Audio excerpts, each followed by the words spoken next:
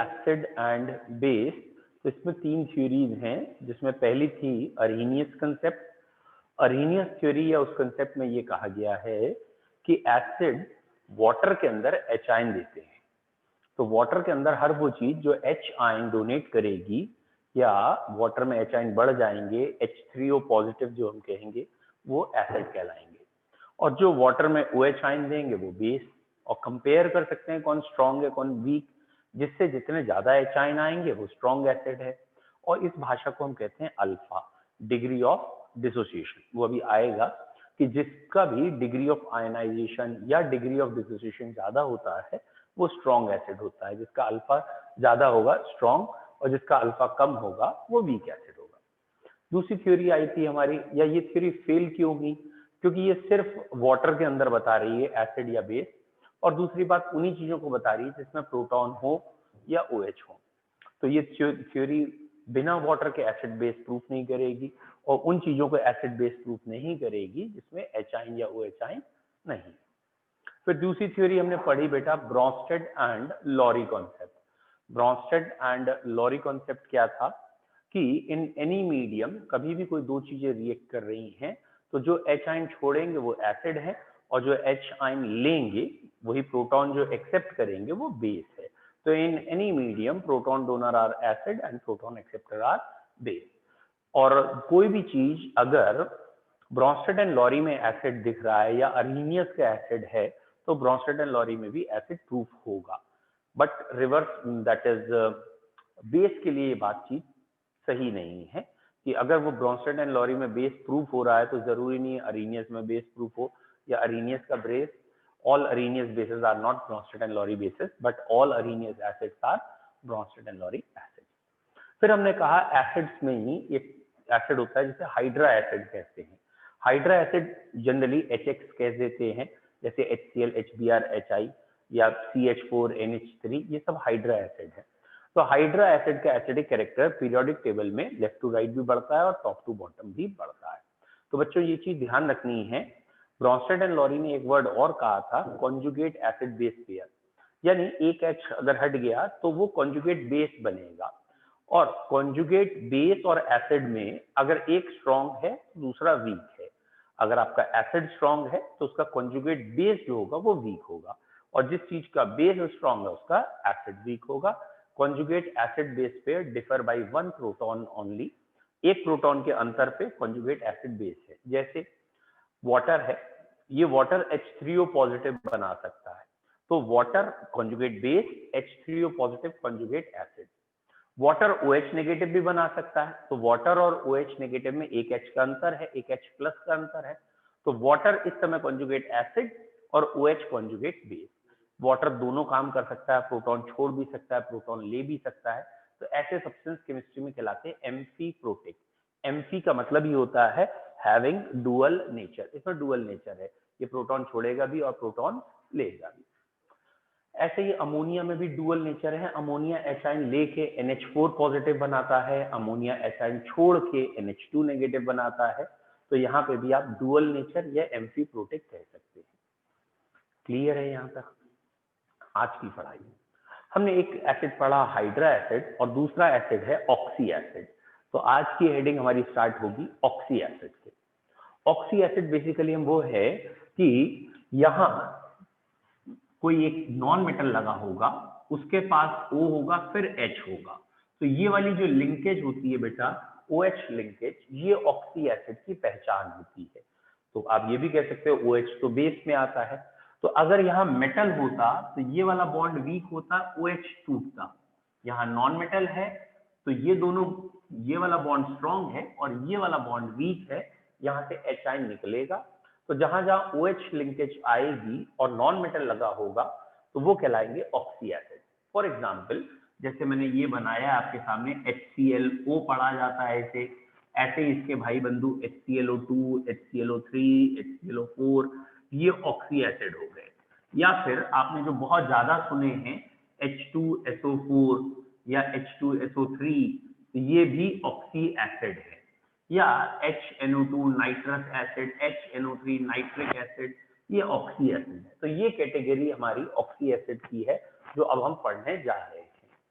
ठीक है, तो ऑक्सी एसिड आज का पहला हेडिंग है हमारा, अभी हमने स्टार्ट ही किया है, तो बेटा विजय ज्यादा नहीं निकला है, जस्ट ऑक्सी एसिड ही पिछला पहले मैंने पूरा बोला है अभी तक कि आयनिक में क्या क्या पढ़ाया है, और अब ऑक्सी एसिड है। तो ऑक्सी एसिड में एसिड का ऑर्डर क्या है?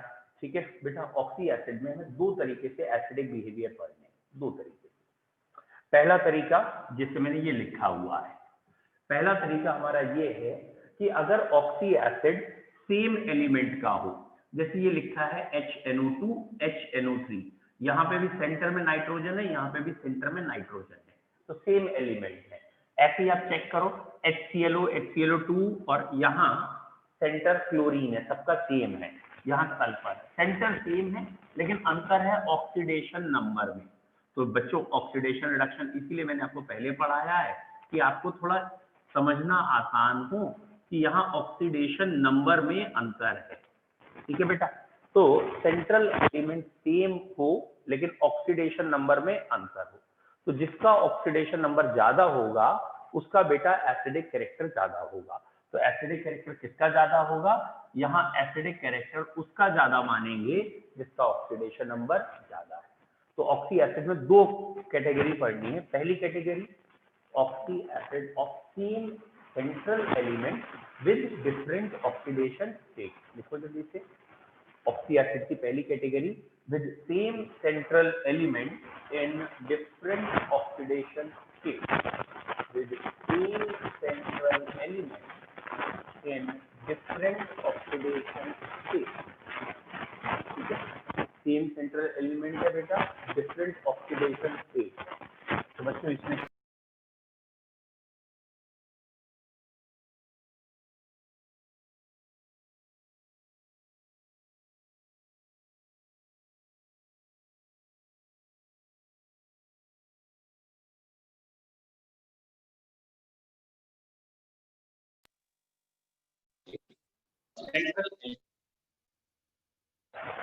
so more the oxidation number, more will be the acidic character। इसे सुन लीजिए, अगर सेंट्रल एलिमेंट सेम है और उसकी खाली ऑक्सीडेशन नंबर में अंतर है, तो जिसका ऑक्सीडेशन नंबर ज्यादा होगा वो एसिडिक ज्यादा होगा।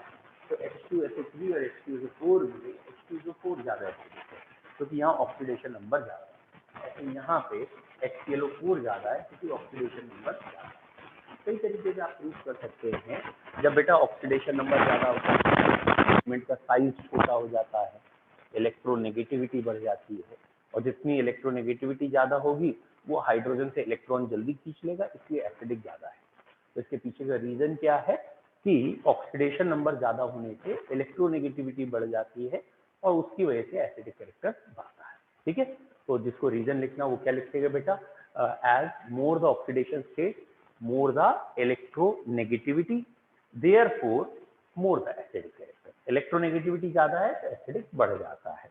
तो जब ऑक्सीडेशन स्टेट ज्यादा होता है तो इलेक्ट्रोनेगेटिविटी ज्यादा होती है और एसिडिक कैरेक्टर ज्यादा। आई होप सो आपने तीनों एग्जाम्पल लिख लिए हो। ठीक है, और बेटा केमिस्ट्री में एक्सेप्शंस तो हमेशा चलते आए हैं, तो यहाँ एक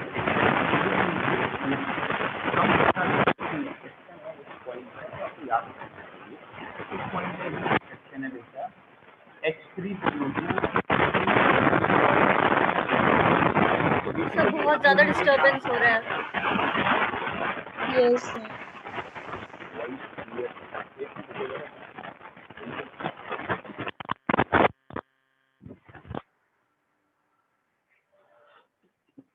जरा बेटा अब देखना, अब कुछ ठीक है। तो ऑक्सीडेशन नंबर को हमें देखना है, और यूजुअली हमने ये कहा है जिसका ऑक्सीडेशन नंबर ज्यादा होगा उसका एसिडिक कैरेक्टर ज्यादा होगा। ठीक है बेटा, लेकिन ये इसका एक्सेप्शन है। ये क्या एक्सेप्शन है? यहाँ ऑक्सीडेशन नंबर 1 है, यहाँ 3 है और यहाँ 5 है। तो थ्योरेटिकली तो 5 वाले को एसिडिक ज्यादा होना चाहिए, लेकिन एक्सपेरिमेंटल 1 वाला ज्यादा है। तो इसे तो अभी आप एक्सेप्शन करके ही याद रखें। बच्चों अब आवाज आई थोड़ी ऑनलाइन वालों? आपको आवाज अब क्लियर हो रही है थोड़ी बहुत? ओके, ठीक है बेटा। तो ये ऑक्सीडेशन नंबर का पॉइंट हो गया। तो सेकंड पॉइंट कौन सा होगा बेटा? मैंने कहा था ना इसमें तो 2 पॉइंट हैं। एक पॉइंट तो क्या हो गया बेटा? एक पॉइंट तो क्या हो गया? सेंट्रल एलिमेंट अलग अलग है, सॉरी सेंट्रल एलिमेंट सेम है, ऑक्सीडेशन नंबर अलग अलग है। अब दूसरा पॉइंट क्या होगा? सेंट्रल मेटल अलग अलग है या एलिमेंट अलग अलग है और ऑक्सीडेशन नंबर सेम है। मतलब ये लिखा है मैंने HClO, HBrO और HIO। तो यहां ध्यान से देखें, सेंट्रल एलिमेंट क्लोरीन है, ब्रोमीन है, आयोडीन है और ऑक्सीडेशन नंबर यहाँ पे तीनों का 1 है। तो दूसरा इसका केस है with different central element but same oxidation state, with different central element but same oxidation state। और ये मैं आपको समझा चुका हूं। बताओ बेटा कौन ज्यादा एसिडिक है? तो वो बच्चे जो पिछले बार का कंसेप्ट लिख चुके हैं कि एसिडिक कैरेक्टर ऑक्सी एसिड में डिपेंड करता है इलेक्ट्रोनेगेटिविटी पे। दिखाया था अभी कि मोर चार्ज आने से इलेक्ट्रोनेगेटिविटी ज्यादा आती है। तो यहाँ पे तो साफ साफ दिख रहा है इलेक्ट्रोनेगेटिविटी क्लोरीन की ज्यादा है, इसलिए ये ज्यादा एसिडिक है। तो यहाँ पे क्या लिखना है? आपकी हेडिंग क्या है? Oxy acids of different central element with same oxidation state. फिर डैश देके क्या लिखेंगे? मोर the electronegativity of central element, more will be the acidic character. यहाँ डायरेक्ट ही इलेक्ट्रोनेगेटिविटी देखनी है, वहां ऑक्सीडेशन स्टेट से इलेक्ट्रोनेगेटिविटी देखी थी, यहाँ डायरेक्ट इलेक्ट्रोनेगेटिविटी देखी, डायरेक्ट एसिडिक कैरेक्टर। तो मोर the oxidation state, more the acidic character. ठीक है बेटा? अब बच्चों ये गलती मत कर दीजिएगा, स्पेशली मैं आपसे कह रहा हूँ, ये बहुत इंपॉर्टेंट है लेकिन एग्जाम में याद नहीं आता। अगर मैंने खाली HCl, खाली HBr और खाली HI लिख दिया तो याद रखना ये हाइड्रा एसिड हो गया। तो ये ऑक्सी एसिड नहीं है, ये हाइड्रा एसिड है। और हाइड्रा एसिड का acidic character top to bottom भी बढ़ता है, लेफ्ट टू राइट भी बढ़ता है। तो HI ज्यादा एसिडिक है। तो ये गलती मत कर दीजिएगा। अगर O लगा है इन तीनों में तो ये ज्यादा एसिडिक है, ये देखो ये लिखा है। और अगर O नहीं लगा तो ये ज्यादा एसिडिक है। तो पॉइंट टू नोट आप अपने दिमाग में रखेंगे, ऑक्सी एसिड एक अलग तरीका है देखने का, हाइड्रा एसिड अलग है। ठीक है? एक बारी मैं आपको रीजन सहित बता रहा हूं कि आप लॉन्ग टर्म तक याद रख पाएंगे। ठीक है बेटा? ये देखिए ये रीजन है, ये रहा HCl, ये है HBr और ये है HI। आपको शायद रीजन दिख रहा हो, HCl से HBr की बॉन्ड लेंथ ज्यादा है और HBr से HI की बहुत ज्यादा है, इसलिए HI का बॉन्ड बहुत वीक हो जाता है। और अगर HI का बॉन्ड बहुत वीक है तो ये जल्दी टूटेगा, और अगर बेटा जल्दी टूटेगा तो एसिडिक कैरेक्टर बढ़ेगा। तो यहाँ bond length is the dominating factor. ठीक है? अब जरा ध्यान से देखिएगा बेटा, ये लिखा है मैंने HO, वो तो आना ही आना, HOCl, HOBr, HOI। समझ में आना चाहिए, H और O का बॉन्ड तो तीनों में एक जैसा ही होगा। अब इसके लगे होने से इस बॉन्ड लेंथ पे तो कुछ ज्यादा दिक्कत फर्क नहीं आएगा ना। तो अब हमें तो ये बॉन्ड तोड़ना है एसिडिक करने के लिए, ये थोड़ी तोड़ना है। इसलिए तो ये बॉन्ड किसका टूटेगा? जहां ऑक्सीजन इलेक्ट्रॉन ऑक्सीजन का इलेक्ट्रॉन जब नीचे वाला electron So disturbance in mic. यहाँ पे ये ज्यादा है। Excuse me, sir. अगर आपको दोनों Sir, voice is not clear. वहाँ क्लोरीन वाला ज्यादा एसिडिक है,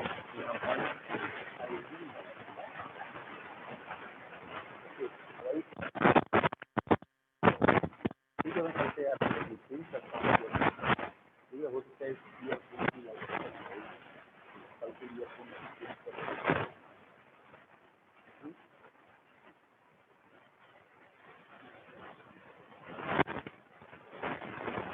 तो ये हो गया हमारा दूसरा कंसेप्ट, जिसको हमने कहा है बच्चों ब्रॉन्स्टेड एंड लॉरी थ्योरी।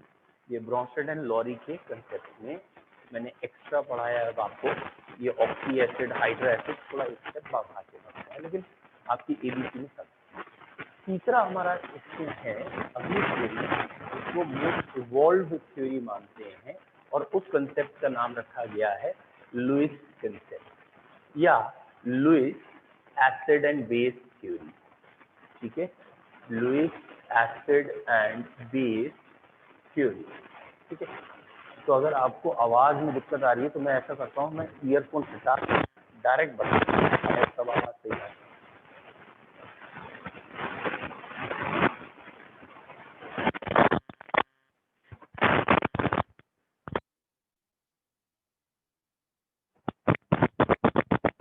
एक सेकंड है, नहीं ईयरफोन में आवाज ही कम।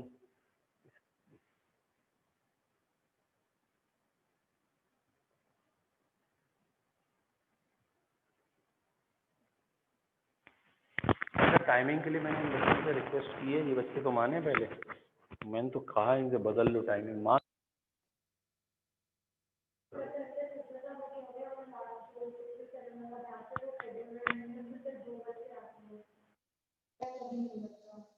और जो मेरे 2 बच्चे आते हैं उसमें से एक तो 5 बजे बैठा रहता है, 5 से 6 का है, 6 से 7 बेटा। लेकिन मैं इनसे कह रहा हूँ कि ये बैच तो रेगुलर चल रहा है ना हमारा, तो ये बैच तो 2 से 3 चल रहा है, ये लोग मान ही नहीं रहे, भले ज्यादा नहीं है, एक ही बच्चा नहीं मान रहा, लेकिन मजबूरी है, कैसे चेंज करूँ? जब तक ये नहीं मानेंगे मैं कैसे चेंज करूँ? ठीक है, चलिए मैंने अब आवाज शायद थोड़ा तेज बोलूंगा, आ जाएगी। अब पहले लुईस कंसेप्ट पढ़ते हैं, फिर देखते हैं। बच्चों, लुईस कंसेप्ट में क्या कहा गया है? लुईस थोड़ा चालू टाइप का साइंटिस्ट था, ठीक है, लुईस थोड़ा चालू था, उसने चालू बनने की क्या की, उसने एसिड बेस को थोड़ा और डीप समझा और अपने तरीके से बोल दिया। बस थोड़ा सा ध्यान लगा के देखना उसने एसिड क्या है, ध्यान से देखना आप भी, शायद आपको समझ में आ जाए। तो ये एसिड था कि वाटर में एच आयन छोड़ देने वाली चीज एसिड। ब्रॉसेट ने भी यही कहा है, अरेनियस ने भी यही कहा है, तो यानी सब आप लोग इसके पीछे पड़े हुए थे। डन। लुईस ने दूसरी चीज देखी, उसने कहा अगर एच आयन छोड़ते हो तो स्पीशीज, बची हुई स्पीशीज तो कौन सा चार्ज आता है? कौन सा चार्ज आता है? नेगेटिव। नेगेटिव ही तो आया। अच्छा, नेगेटिव चार्ज लाने का दूसरा तरीका क्या है? What is the other method कि किसी पे नेगेटिव चार्ज आ जाए? इलेक्ट्रॉन ले, कॉमन सेंस। तो उसने ये देखा एसिड और बेस में बच्चों कि बेस वो चीज है जो OH आयन छोड़ रही है, तो बाद में प्लस चार्ज आ रहा है, और एसिड वो चीज है जिसमें बाद में माइनस चार्ज आ रहा है। और उसने कहा चार्ज लाने का जो बेसिक क्राइटेरिया है वो इलेक्ट्रॉन से। चार्ज किसी एटम की वजह से नहीं आता, इलेक्ट्रॉन के आने और जाने से आता है, मेन क्राइटेरिया। तो उसने सीधा चार्ज को हिट किया। उसने कहा वो चीजें, वो सब्सटेंस जो इलेक्ट्रॉन के एक पेयर को, क्योंकि बॉन्ड बनता है पूरे पेयर से, एक पेयर को एक्सेप्ट करेंगे, जो भी इलेक्ट्रॉन पेयर को ले लेंगे, एक्सेप्ट कर लेंगे, तो नेगेटिव चार्ज आ जाएगा, तो वो सारी चीजें एसिड होंगी। तो लुईस की डेफिनेशन एकदम अलग है, और ऑब्वियसली लुईस की डेफिनेशन इलेक्ट्रॉन पे बेस्ड है, और इलेक्ट्रॉन से ज्यादा बेसिक कोई चीज है ही नहीं चार्जेस के एराइज के लिए, क्योंकि इलेक्ट्रॉन न्यूक्लियस के चारों ओर घूमते हैं, लॉस और गेन हो सकते हैं, पूरा न्यूक्लियस लॉस और गेन नहीं होता एक्सेप्ट प्रोटॉन। तो अर्नीनियस की थ्योरी से अच्छी ब्रॉसेट एंड लॉरी की थ्योरी लगी, और उससे कहीं अच्छी लुईस की थ्योरी लगी। क्यों? क्योंकि इन्होंने कहा भाई इलेक्ट्रॉन जहां जहां आएंगे जाएंगे हम एसिड और बेस बता देंगे, जो भी इलेक्ट्रॉन पेयर को एक्सेप्ट करेगा एसिड, और अगर कोई चीज इलेक्ट्रॉन पेयर को डोनेट कर रही है, वो चीज डोनेट करने के बाद प्लस चार्ज आ जाएगा, तो वो चीज कहलाएगी बेस। तो लुईस की थ्योरी में एसिड कौन है, बेस कौन है, बेसिकली इन्होंने कहा इलेक्ट्रॉन पेयर के हिसाब से। फिर से देखो क्या कह रहे हैं, सरल लैंग्वेज में देखें, अभी अगर हम ये कह रहे हैं इलेक्ट्रॉन पेयर एक्सेप्टर, ठीक है, याद रखने के लिए ये वर्ड बनाया मैंने, ए फॉर एक्सेप्टर और ए फॉर एसिड, ठीक है। और ये लुईस की थ्योरी थी, तो लुईस की थ्योरी में लुईस एसिड की डेफिनेशन ये हो, ठीक है। तो ए से एक्सेप्टर, ए से एसिड। तो लुईस बेस की भी डेफिनेशन बनानी पड़ेगी। लुईस बेस क्या होता है भैया, बोलो क्या होता है लुईस बेस? इलेक्ट्रॉन पेयर, बोलो बांटने वाले, डोनर। तो B for base, B for बांटने वाले, ठीक है। तो भाई जहां हमारा कंसेप्ट चलेगा तो वो लिखेंगे, चाहे हिंदी हो चाहे इंग्लिश हो, इससे क्या लेना देना, ठीक है। A for acid, A for acceptor, B for base, B for partner. भैया 5 बजे के लिए कहा था, लेकिन 5 बजे में सारे बच्चे तैयार नहीं हो रहे आप ही के बैच के, इसलिए आप अच्छा आप अभी ज्वाइन किया होगा तुमने, अच्छा आज 5 बजे के लिए कहा था, तो इस क्लास की रिकॉर्डिंग देख लेना, जो नहीं समझ में आया आ जाना, अलग से पढ़ा दूंगा। लेकिन सर मुझे लगा कि आज 5 बजे होगा तो मैं लेट हो गया आज, क्योंकि बेटा मैं तो शुरू से 2 से 3 ही हम रेगुलर पढ़ रहे हैं ना, शायद 5 से 6 तो कभी नहीं पढ़े ना रेगुलर टाइम है बेटा, उसे कैसे सब तैयार हो जाएंगे तो 5 से 6 हमारा और बरेली में 3 से 4 फिजिक्स चलती है, 11 सर 3 to 4 निखिल सर का भी है। ये सारे बच्चे चाह रहे हैं शिफ्ट हो जाए, नहीं हो नहीं सकता। चलो देखते हैं स्टूडेंट ग्रेजुएट में फोन करते हैं। चलिए देखते हैं बेटा एक आधे में आपका हल निकालेंगे। तो अगली हेडिंग में नाम लिखेंगे आप लुईस थ्योरी, और लुईस थ्योरी का पहला पॉइंट बच्चों ये लिखेंगे, electron pair donor are Lewis base while electron pair acceptor are Lewis acid. Electron pair donor are Lewis base while electron pair acceptor are Lewis acid. जैसे example ये लिखा है NH3 और मैंने ये लिख दिया है यहाँ BH3। वैसे BH3 होता कुछ नहीं है, B2H6 होता है, लेकिन ये मेरा और आपका समझौता है कि आपको समझ में आता है ये BH3 B2H6 का मोनोमर है। और यहाँ NH3 ने अपने लोन पेयर बोरॉन को दिए और BH3 से कोऑर्डिनेट बॉन्ड से जुड़ गया। तो इस रिएक्शन में भी एसिड बेस बता सकते हैं। इस रिएक्शन में ये अमोनिया बेस है क्योंकि इसका लोन पेयर जा रहा है, और इस रिएक्शन में ये एसिड है क्योंकि ये लोन पेयर को एक्सेप्ट कर रहा है। एक्सेप्ट करने वाला एसिड और डोनेट करने वाला बेस। तो इस रिएक्शन में लोन पेयर जिसने डोनेट किया है वो अमोनिया है, तो ये लुईस बेस हो गया और ये लुईस एसिड, ठीक है। इसका सबसे अच्छा क्वेश्चन जो है, एक अच्छा क्वेश्चन ये है, that is H3BO3, it is known as boric acid, और बोरिक एसिड में वाटर ऐड करें तो ये बन जाता है BOH4 negative and H positive. Simple language में मैं H पॉजिटिव लिखूंगा, बुक वाले क्या करते हैं इस वाटर को 2 बार ही लिख देंगे और यहाँ H3O पॉजिटिव लिख देंगे, एक ही बात है, क्योंकि बुक वाले कहते हैं कि H आयन अकेला एग्जिस्ट नहीं करता इसलिए, लेकिन मुझे सिंपल समझाना है इसलिए मैं आपको सिंपल ये बता रहा हूँ, ये इक्वेशन।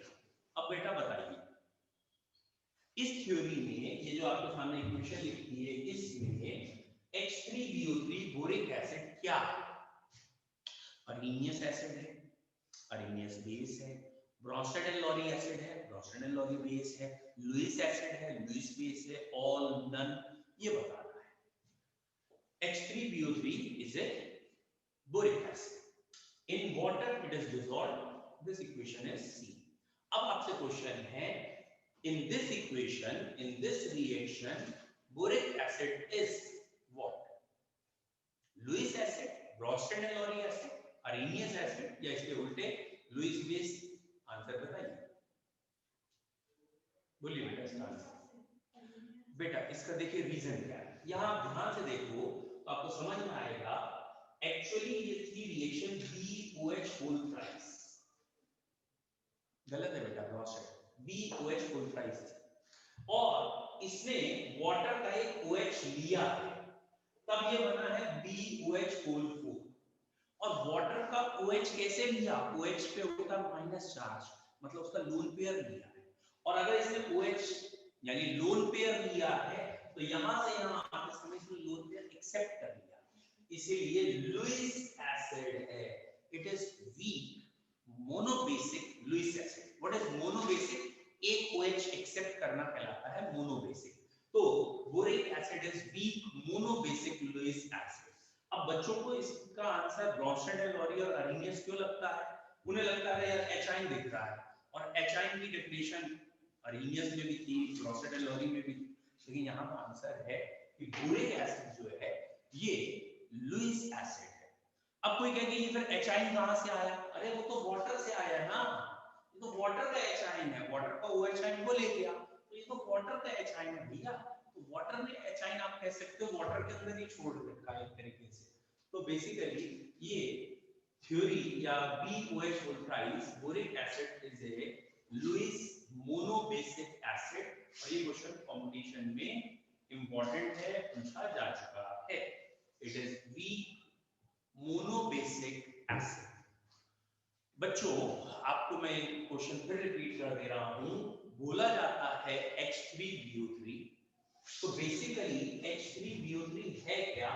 वो ये है, बोरॉन से 3 OH लगे हैं, ये है H3BO3, बोरॉन से 3 OH लगे हैं, और बोरॉन का भी ऑक्टेट कंप्लीट नहीं, 3 बॉन्ड तो 6 इलेक्ट्रॉन, ऑक्टेट के लिए बेटा चाहिए होते हैं 8।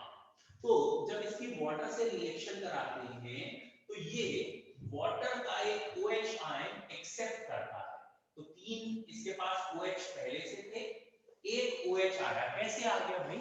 ये भी तो सोचो, ये OH जो है इसका लोन पेयर ये एक्सेप्ट करता है कोऑर्डिनेट बॉन्ड से, और अब ये बन गया BOH4 नेगेटिव, और क्योंकि इसने एक लोन पेयर एक्सेप्ट किया है, लोन पेयर को एक्सेप्ट करना लुईस की डेफिनेशन में एसिडिक कैरेक्टर है, acceptor are Lewis acid, electron pair acceptor are acid, ये लुईस एसिड हो गया।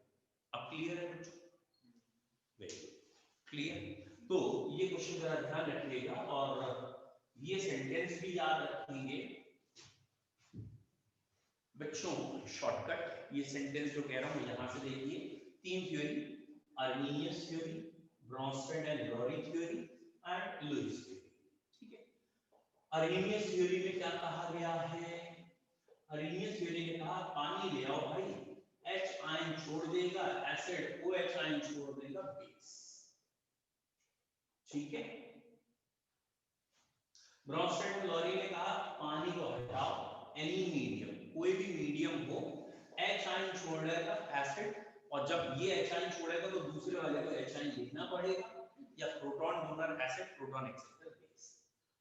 लुईस इनने कहा प्रोटॉन का पीछा छोड़ो, इलेक्ट्रॉन से सोचो, और इन्होंने कहा इलेक्ट्रॉन पेयर जो भी एक्सेप्ट करेंगे वो एसिड, और जो ये वाला पेयर डोनेट करेंगे वो base. Electron pair acceptor acid, electron pair donor base. आपको मैंने शुरू में ये कहा था ये दोनों बातें एक ही होती हैं, मतलब all Arrhenius acids are Bronsted and Lowry acids, but all Arrhenius bases are not Bronsted and Lowry bases.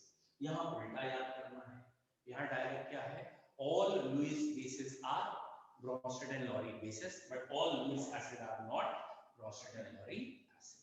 Clear है? क्यों है एक बार सोच के देखो बच्चों, अगर कोई भी लोन पेयर डोनेट करेगा, लोन पेयर दे रहा है, तो कॉमन सेंस है लोन पेयर देगा तो वहां से H आयन को जोड़ सकता है, तो लोन पेयर देने वाली चीजें H आयन को जोड़ेंगी। एक ही बात है कि H आयन आएगा तो लोन पेयर दे के ही जोड़ा जाएगा, क्योंकि H आयन के पास एक भी इलेक्ट्रॉन नहीं, उसे 2 इलेक्ट्रॉन से ही जोड़ा जाता है, तो 2 इलेक्ट्रॉन छोड़ के H आयन जोड़ेंगे, H आयन जोड़ने वाली बेस, तो यहाँ कोई बेस प्रूफ हो गया, यहाँ पे भी बेस प्रूफ होगा। Is it clear? लेकिन इलेक्ट्रॉन एक्सेप्ट करने वाला एसिड है, ये हर जगह हम इस थ्योरी में नहीं दिखा सकते। जैसे HCl एक एसिड है, HCl को पानी में डाला, Cl नेगेटिव बन गया और H आयन अलग हो गया, इस थ्योरी ने प्रूव कर दिया H आयन अलग हो गया एसिड। ये थ्योरी तो नहीं प्रूव कर रही, कैसे नहीं प्रूव कर रही?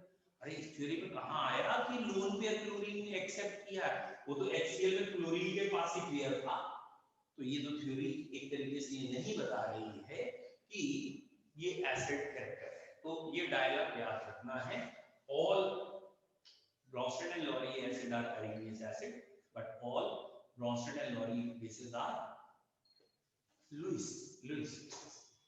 बोलो क्लियर है? तो it finishes the basic part of acid and base.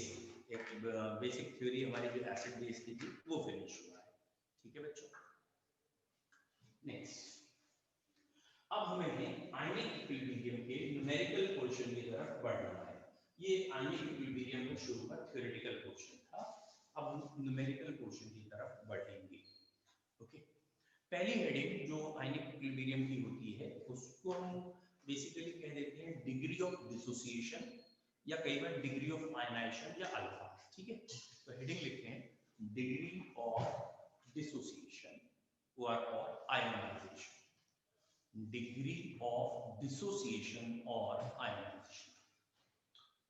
What is degree of dissociation? Alpha किसे कहते हैं? बेसिकली जैसे हमने ये एक एसिड लिया है या बेस लिया है, तो ये जब टूटेगा तो ये कंस्टिट्यूएंट आयंस थे। ठीक है, अच्छा बेटा ये ध्यान रखना, पूरा chapter almost 95% to 98% of the numerical are based on Arrhenius theory. बाकी जो मैंने आपको ब्रॉन्स्टन एंड लॉरी और लुईस लिखाया है वो रेयरेस्ट है न्यूमेरिकल में आते हैं।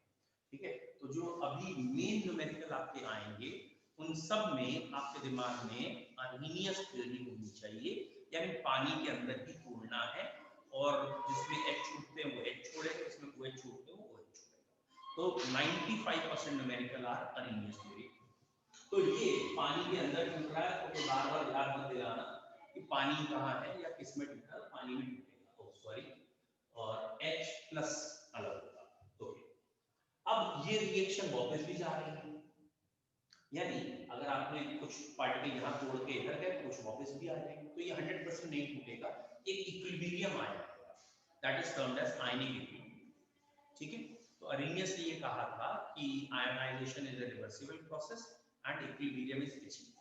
ठीक है, अब जब इक्विलिब्रियम आया है उस समय अगर हम देखें आयंस का नंबर बहुत ज्यादा हो इसके मुकाबले, मतलब आपने सपोज 100 मोल्स ली, तो 100 मोल में से 95 98 मोल टूट गए, तो ये दोनों तो 98 98 है और ये बचे हुए दो या एक ही बचे हुए हैं, दैट मींस आयंस का नंबर बहुत ज्यादा है, तो वो कहलाएगा स्ट्रॉन्ग एसिड। और जब आयंस का नंबर बहुत कम है, इनका नंबर बहुत ज्यादा है, भाई इसके टूटने से तो ये बना, तो जब आयंस का नंबर कम है इसका नंबर बहुत ज्यादा है, वो कहलाएगा वीक एसिड। ठीक है, तो अरेनियस थ्योरी ने ये वीक और स्ट्रॉन्ग के लिए वर्ड दे दिया जो आपने अभी लिखा है अल्फा। बेसिकली अल्फा का मतलब क्या है?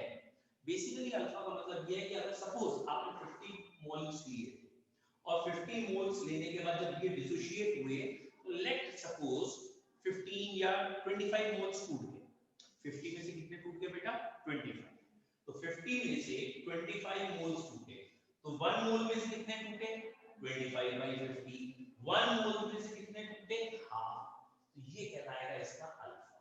What is alpha? अल्फा क्या है? डिग्री ऑफ डिसोसिएशन क्या है कि 1 में से कितना टूटा, और कई बार हम इसे परसेंटेज में कह देंगे, तो परसेंटेज में जब कहेंगे तो इनटू 100 कर देंगे, तो ये अल्फा परसेंटेज में आ जाएगा। तो बेसिकली डिग्री ऑफ आयनाइजेशन का मतलब क्या है? It is the moles of electrolyte dissociated from 1 मोल। एक मोल में से कितने टूटे, मतलब यूनिटरी अप्रोच बता रहे हैं। Is it clear? समझ में आया? जैसे आप जनरली जो भी काम करते हो यूनिटरी अप्रोच में करते हो, जैसे इस लेवल तक आते आते 11वें 12वें में जब बच्चा पहुंचता है तो कहता है यूजुअली, पापा हम 2 जने हैं, प्रॉपर्टी का आधा हिस्सा मेरा आधा उसका। प्रॉपर्टी बांटने की सोचते हो ना दिमाग में आती, तो ये जो आधा आया ये कैसे आया? अब प्रॉपर्टी को 1 रुपया थोड़ी है तुम्हारे पिताजी, लेकिन प्रॉपर्टी तुमने क्या सोचा कि वो जो पेट्रोल पंप है, वो जो गैस एजेंसी है, वो जो दारू के ठेके हैं, इन सबको तुमने वन मान लिया और फिर हाफ हाफ कर लिया। तो ये जो हाफ वर्ड आया, ये हाफ 1 का ही तो फ्रैगमेंट है, 1 का ही तो हिस्सा है, तो पूरी प्रॉपर्टी को आपने क्या माना? 1। Is it clear? क्या आप कभी कह सकते हो कि पापा जो प्रॉपर्टी का हिस्सा है उसमें 3/2 मुझे देना और 4/3 भैया को देना? ऐसा संभव है? नहीं। क्यों? अरे भैया पूरी प्रॉपर्टी को 1 मानना है, अपने ही बापू की प्रॉपर्टी बांटना, पड़ोसियों की मत बांट लेना। समझ में आ रहा है? तो जब तुम्हें अपने पिताजी की प्रॉपर्टी बांट ली तो ये 1.5 और ये 1.3, हाईएस्ट वैल्यू 1 है तो 1 से ऊपर तो आना ही नहीं। तो इसके पीछे कंसेप्ट क्या छुपा था? कभी भी अल्फा का आंसर 1 से ज्यादा आए तो समझ लेना तुमने गलत किया है। Alpha can never be more than 1। क्यों? अरे भैया 1 में से कितना टूटा वो अल्फा है, तो 1 में से 1 से ज्यादा नहीं टूट सकता। Is it clear? जैसे 100 नंबर का टेस्ट हुआ, तुम्हारे 150 आ रहे हैं, समझ में आ रहा है? तो इसका मतलब क्लियर है, इसका मतलब क्लियर है, तुम फेल हो गए हो।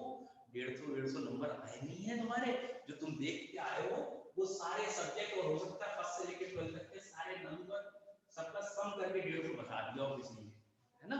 100 में से 150 कभी नहीं आए। अल्फा की वैल्यू क्या है? Never be more than. तो भैया पहला पॉइंट क्या लिखना है? अल्फा क्या है? डेफिनेशन क्या लिखोगे? It is the moles of electrolyte dissociated from 1 mole of. एक मोल में से कितना टूटा है? It is moles of electrolyte dissociated from 1 mole of it। तो अल्फा को मैथमेटिकल फॉर्मूले में कैसे लिखोगे? तो न्यूमरेटर में क्या आएगा? न्यूमरेटर में क्या आएगा? moles of electrolyte dissociated। Denominator में क्या आएगा? Total electrolyte taken, total moles taken. जैसे अभी बताया था 25 टूटे, लिए 50 थे, तो अभी तो 1 में से आया था, तो ये आ गया मोल्स ऑफ इलेक्ट्रोलाइट डिसोसिएटेड, और डिवाइड में actual moles of electrolyte taken. कितने लिए थे वो नीचे आया, कितने टूट गए हैं वो ऊपर आया, और ये रेशियो कहलाएगा आपका अल्फा। समझ में आ गया? जैसे सपोज दैट कोई कंजूस प्राणी है, कंजूस आत्मा है, कंजूस समझते हो, ठीक है?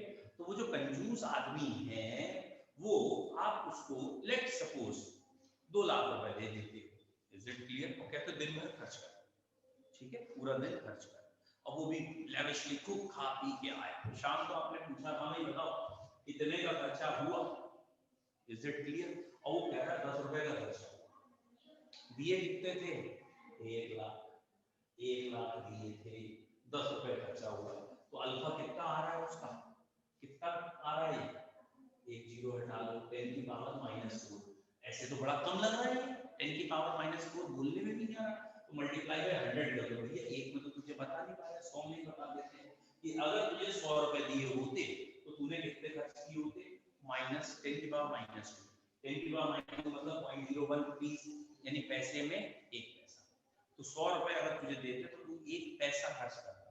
तो ये अल्फा आया है वीक का, ठीक है?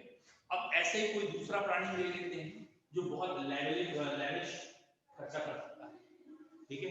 तो आपने उसे भी 1 लाख दिए, आपने उसे 1 लाख दिए, और शाम को आया, आपने पूछा हाँ भाई कितने पैसे बचे हैं, ठीक है? कह रहा हाँ 10 रुपए बचे हैं, ठीक है? 1 लाख दिए थे, 10 रुपए बचे, खर्च कितने हो गए? 99,990 खर्च हो गए। ये रेशियो अल्फा है। तो भैया अब अगर आप इसको निकालेंगे तो आई होप तो 0.99 आएगा, 0.9999 आएगा, और परसेंटेज में अगर चेंज करेंगे तो आप कहेंगे 99% है, तो 99% ये खर्च कर चुका है। तो जितने 99 98 मतलब 90 प्लस कहीं पे वैल्यू है तो वो कहलाएंगे हमारी केमिस्ट्री में स्ट्रॉन्ग इलेक्ट्रोलाइट, ज्यादा टूटते हैं, स्ट्रॉन्ग। और जहां 10 20 15 30% 40% कुछ भी ऐसा है वो वीक इलेक्ट्रोलाइट। और बिलो 10 आएगा, बिलो 10 तो वेरी वेरी वीक इलेक्ट्रोलाइट। तो वेरी वीक इलेक्ट्रोलाइट के न्यूमेरिकल अलग तरीके से होते हैं, वीक के अलग। आयनिक इक्विलिब्रियम में पता है एक प्रॉब्लम सबसे ज्यादा आती है बच्चों को, जब हम चैप्टर खत्म करेंगे तो आपको भी आएगी गारंटेड। आपको याद नहीं आएगा कब कौन सा फॉर्मूला लगा। आयनिक इक्विलिब्रियम में वैरायटी ऑफ क्वेश्चन ज्यादा है, वैरायटी ऑफ क्वेश्चन ज्यादा है, और वो बच्चा परेशान नहीं होगा गारंटेड वैरायटी में जो बच्चा, ये जो मैं अभी बेस बता रहा हूं वो स्ट्रॉन्ग कर ले। What is the base? उसे समझ में आ जाए वीक कौन है, स्ट्रॉन्ग कौन है, एसिड कौन है, बेस कौन है, सॉल्ट कौन है। तो जब उसको ये सारे वर्ड्स पता होंगे तो जैसे ही वो न्यूमेरिकल करने बैठेगा तो न्यूमेरिकल की खराब बात ये है, वो तो खाली ये कहेंगे 0.1 मोलर HCl पीएच बताओ, 0.1 मोलर एसिटिक एसिड पीएच बताओ, और दोनों का आंसर अलग है। तो तो वो नहीं कहेंगे वीक कौन है स्ट्रॉन्ग कौन है, वो आपको खुद दिमाग लगाना पड़ेगा। अच्छा ये वीक है तो यहाँ ये फॉर्मूला लगेगा, ये बफर है तो ये फॉर्मूला लगेगा। तो आयनिक इक्विलिब्रियम में ये जो एसिड और बेस है और एक सॉल्ट है, इनसे पहचान करना जरूरी है। तो इसीलिए इसका ना जो बेसिक थीम है उसको थोड़ा स्लो एंड ग्रेजुअल चलाएंगे, ठीक है। कल का टाइम तो फिलहाल तो यही है 2 बजे, ठीक है। एक आध दिन और देखते हैं, मैं भी फोन करता हूँ इनके टीचरों को, ठीक है। बाकी और कितने बच्चे जिन्हें प्रॉब्लम आ रही है? एक बच्चे को तो आ रही है, और कौन कौन बच्चा है जिसे प्रॉब्लम आ रही है? ठीक है, मुझे मैसेज कर दीजिएगा फिर, ठीक है। और बेटा एक दिन और दीजिए, मैं कोशिश करता हूँ सर से बात करने की, अन्ना चित्रा सर से है ना, उनसे बात करता हूँ सही करने का टाइम, ठीक है। चलो ओके बेटा, Thank you, have a sir. Nice time, bye bye. Thank you, sir. Thank you, sir.